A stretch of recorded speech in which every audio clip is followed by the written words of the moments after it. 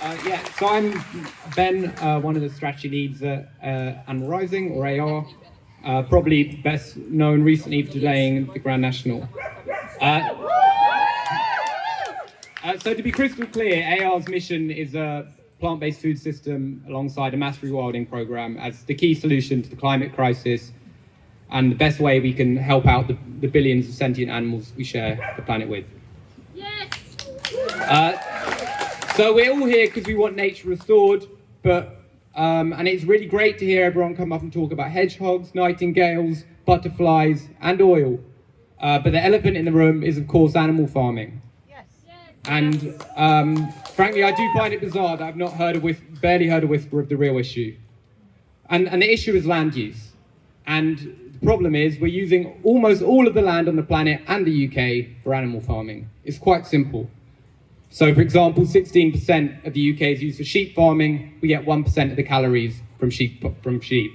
Oxford Uni said if we got rid of animal farming, we'd only use 25% of the land we use globally. It's really a pretty black and white issue. And if there ever was a silver bullet, this is it. And no new inventions required. We could get on with the job now.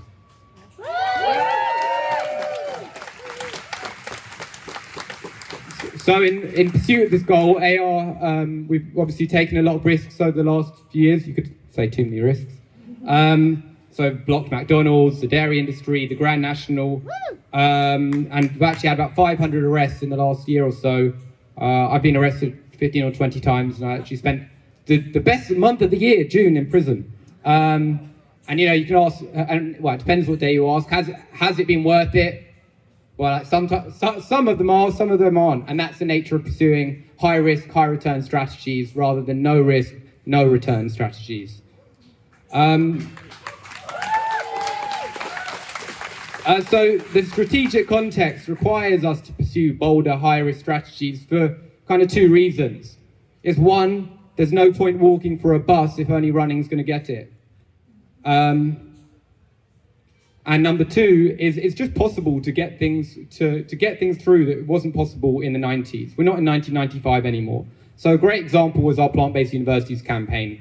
We've been passing motions to create 100% plant-based campuses at unis. We've done it in 7 unis. We're going to have 70 campaigns starting in the next few weeks. But 7 years ago, you wouldn't be able to get Meat-Free Monday through. And that applies in the animal farming context, but basically all campaigning contexts. So yeah. And number three, there's just a matter of honour with a lot of this stuff. Where do we want to be? Say we were when our government condemned the world's poorest to death and destruction and hollowed out our beautiful planet. I know where I want to say I was, but I don't want to go back to prison again, actually. So, so no, we don't need everyone going off the rails, but we do need more moderate and mainstream voices coming out in support for those who are. And it really makes, do these sort of more drastic actions make an impact? And there's a lot of nuance and detail to that. And one of the details is have the moderate voices come out, because that massively influences the quality of the coverage. And a great example was recently with the Grand National Action, the RSPCA, and Chris Packham. And I actually might be making it up. I think Chris Packham did, but I'm so fond of him that I keep just make up positive memories. And that really changed how it's perceived. So that was like a really, so you can have a synergistic strategy where you have different players doing different things. So what do we need to do? So like number one, we need to be honest with ourselves about what the real issue is.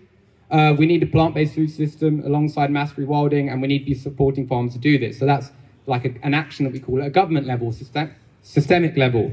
And on a personal level, what that means is that we need to stop eating animal products. And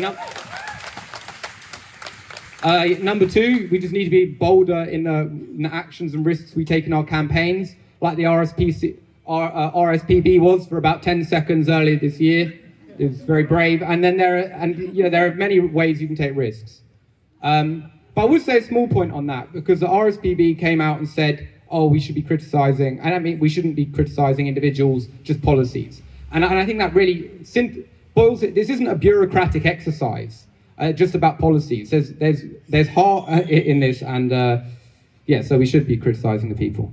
And number three, we need to be bold in supporting those who are out there taking risks. So For our friends, for example, Just Stop Oil will be going again in October, annoying a lot of people, causing trouble, and that tends to what happens when you take high risk, high return strategies. And we should be supporting them in the words and those who are brave enough or able to in actions too. So,